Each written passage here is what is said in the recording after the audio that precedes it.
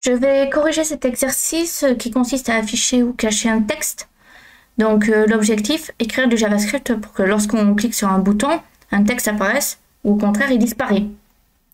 Donc le HTML et CSS sont fournis.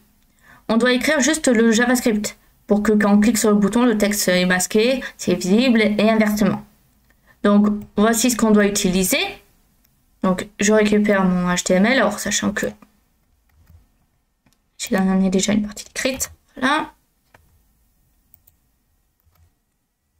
Comme ceci. Là. Ensuite, je vais récupérer le CSS ici. Et ensuite, c'est à moi de coder, ou à vous, dans votre cas. Ton JavaScript devra faire en sorte que le texte puisse disparaître et réapparaître à chaque clic sur le bouton. Donc ici, on a ceci est un secret, etc. Ça marche pas, c'est normal, on n'a pas le JS. Je vais coller ceci, je sauvegarde. Comme on peut le voir, ça a mis un peu de mise en forme. Voilà. Très bien.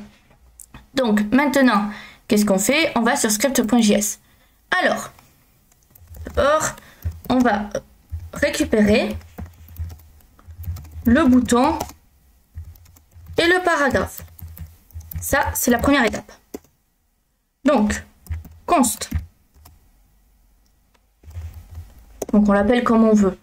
Ce que je vais faire, je vais les appeler de la même manière qu'ici. En soi, je pourrais appeler bouton, hein, mais on va garder comme ceci.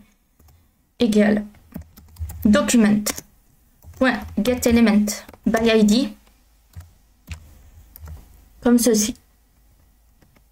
Et là, point virgule. Donc là, j'ai récupéré le bouton. C'est bon. On passe au texte. Donc, le texte, c'est texte secret. Donc, idem. Const égal .getElement by ID, parenthèse guillemets, CTRL V et point virgule. Alors, pour rappel, les points virgules, c'est pas obligatoire, mais c'est conseillé.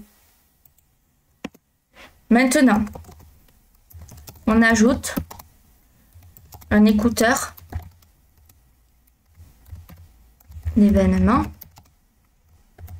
sur le bouton. Donc, maintenant, on fait celui-ci, point add event listener, parenthèse, donc au clic, on fait une fonction, parenthèse, parenthèse, on va ouvrir nos accolades, et là, si le texte est visible, on le cache. Donc on commence par un if, ça c'est classique. Donc texte secret.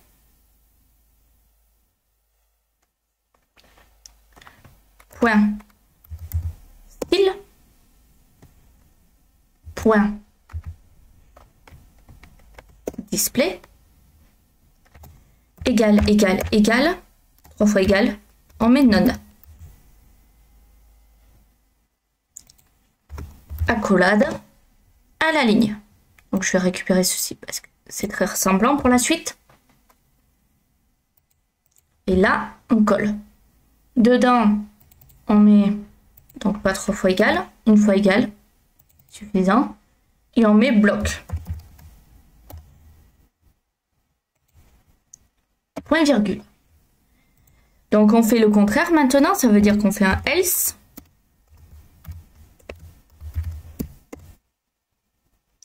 Donc, sinon, on l'affiche. Donc là, texte secret, donc comme ceci, on sauvegarde. Là, on est bon. Donc, qu'est-ce qui se passe? On a récupéré donc notre bouton ici.